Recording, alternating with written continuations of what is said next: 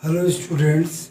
So today we are going to complete the article which was left behind in the earlier video. We were calculating the electric potential due to an electric dipole. So we obtained like this: V was equal to 1 upon 4 pi epsilon naught Q 2aq cos theta upon r square. Now you know this P is equal to,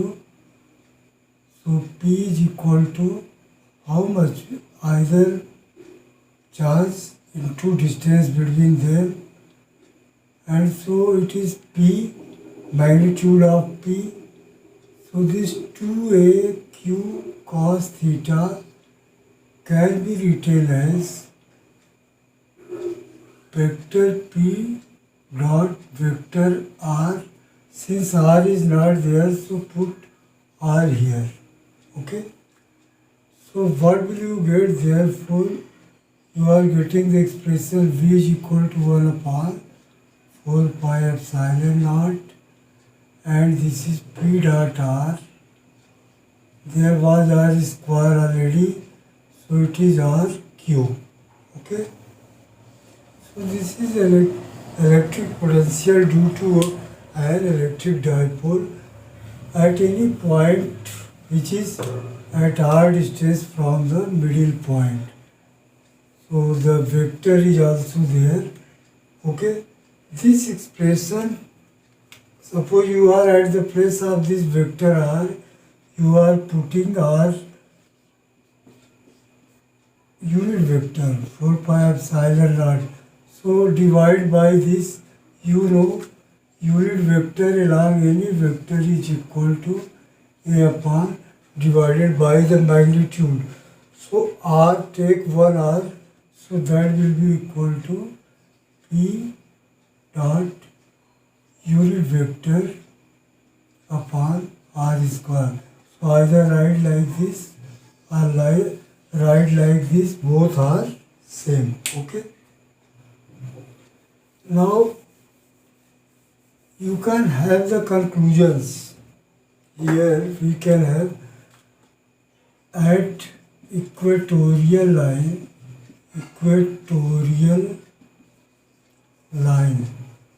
in fact theta is equatorial line, theta is equal to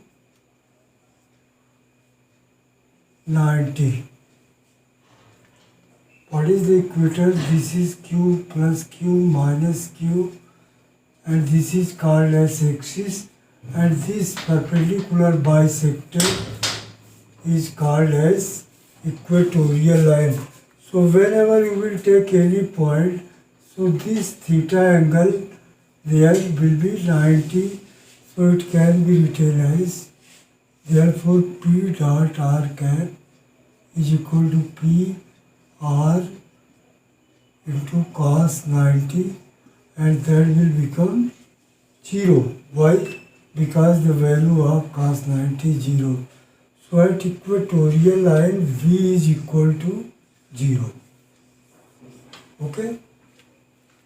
Now at axial line, any point lying on the axis, axial line, theta will be equal to how much?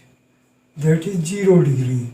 So V is equal to, again apply this, so you will get cos 0 is equal to 1.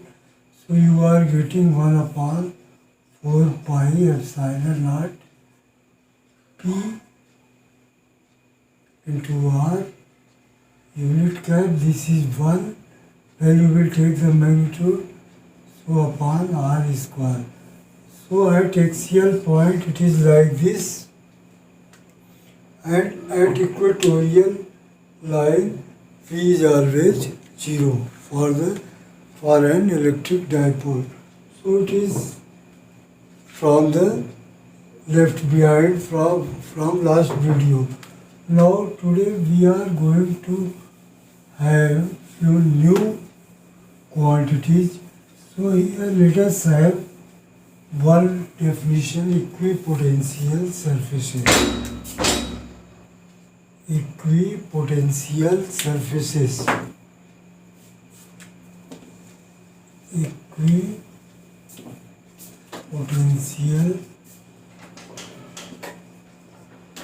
surfaces. What are equipotential? By the name you can define. What are equipotential? Equi means equal. So those surfaces which have equal electric potential at every point are called as equipotential surfaces. So what is the definition? The surfaces which have equal potential, electric potential at every point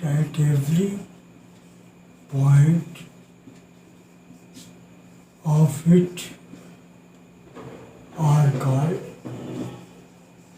called equipotential surfaces. Okay? So it is not very hard. From the name only you can define. Now let us take examples of equipotential surfaces. So suppose there is a point charge plus Q. Then for this electric field is either, if it is plus, then it is away from the charge like this. So when you will take the surfaces like this, concentric sphere. So spherical surfaces which are concentric are equipotential. So what is the example? Spherical surfaces are equipotential surfaces, and they come for a point charge. Surfaces and they exist for a point charge, either plus or negative. Okay? Now let us take another example. Suppose there is the example 2. For an uniform electric field, always remember, when there is uniform electric field, then these rectangular surfaces are equipotential. So for an uniform electric field, equipotential surfaces are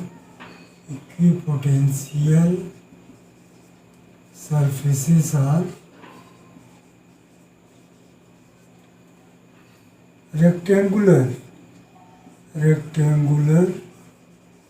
surfaces. Okay? So these are the equipotential surfaces, spherical surface and this. Okay? Now let us have one important relation which is because of the equipotential surfaces. So relation between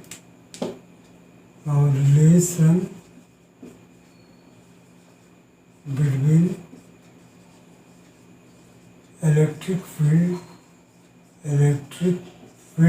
intensity and electric potential.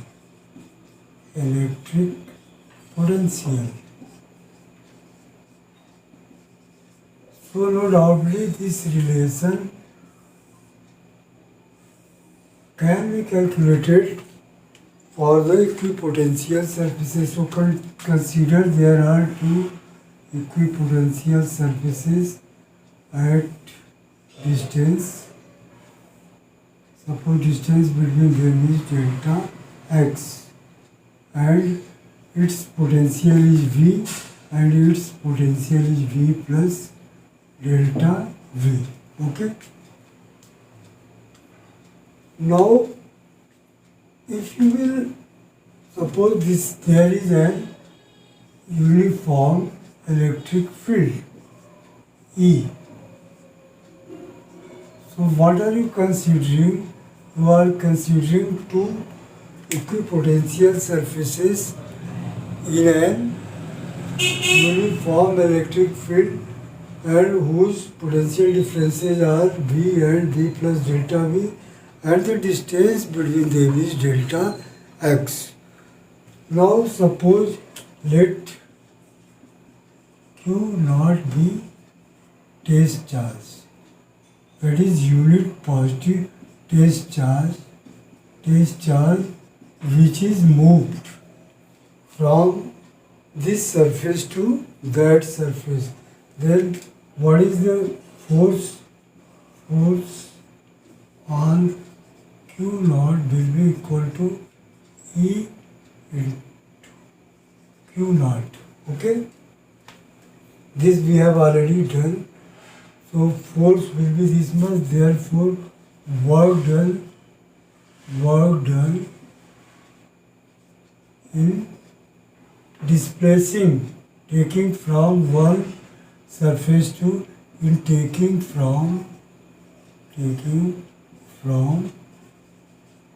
one surface to another.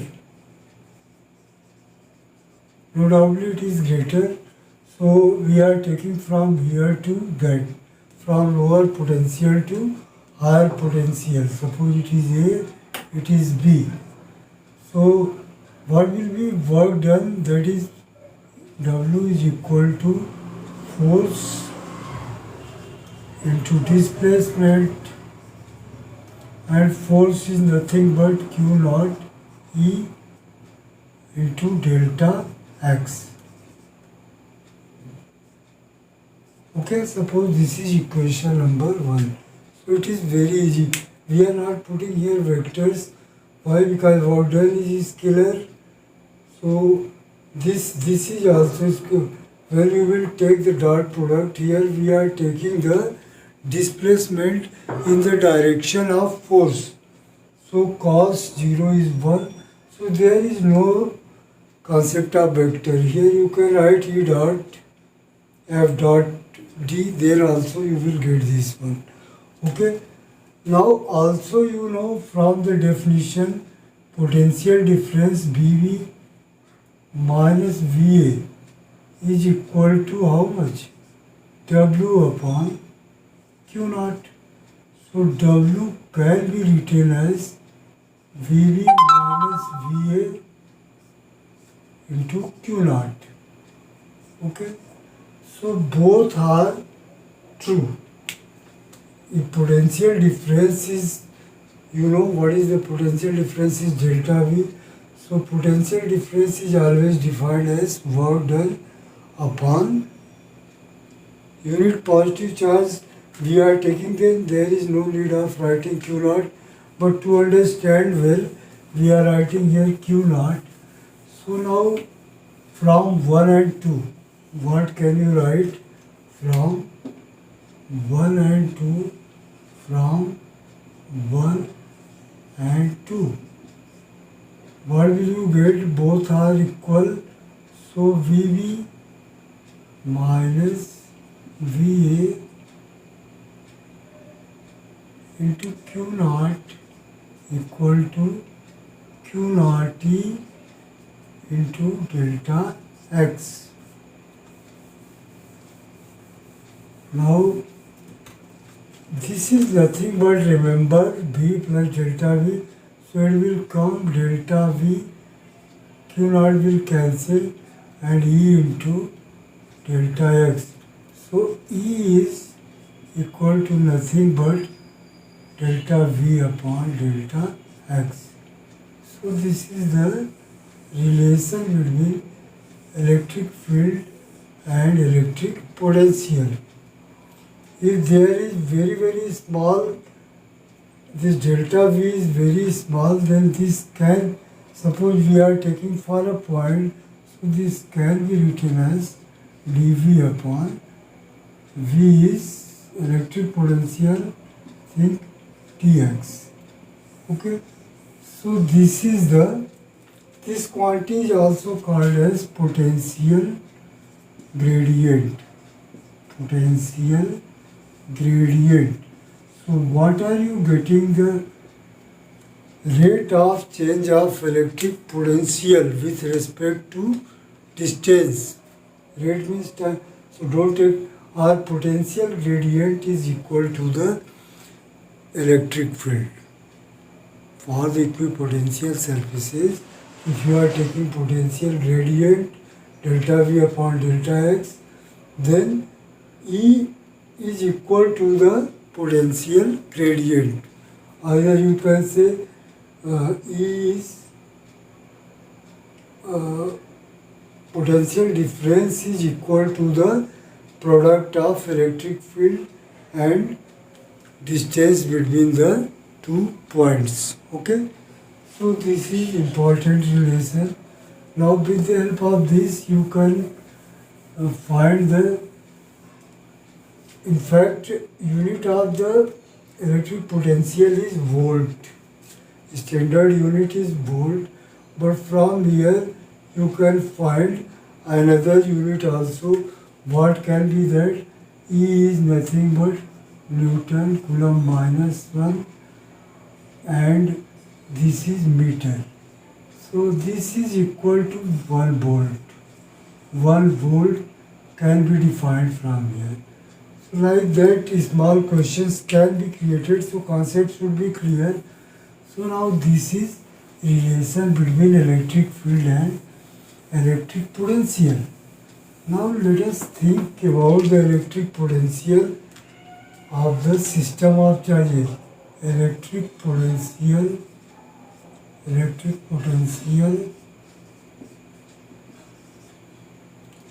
of the system of charges. System of charges. One you have already done. Electric dipole is nothing but system of two equal and opposite charges. They are equal in magnitude and opposite. But now suppose here you are having two charges Q1, Q2 not equal, placed at distance R. Then what is the electric potential? Electric potential. Suppose you are required to find the electric potential at a point P, which is at distance R1 from Q1 and R2 from Q2. Okay? So electric potential, find for each potential for Q1. V1 is equal to 1 upon 4 pi epsilon naught, and you know due to a point charge it is equal to this much. Electric potential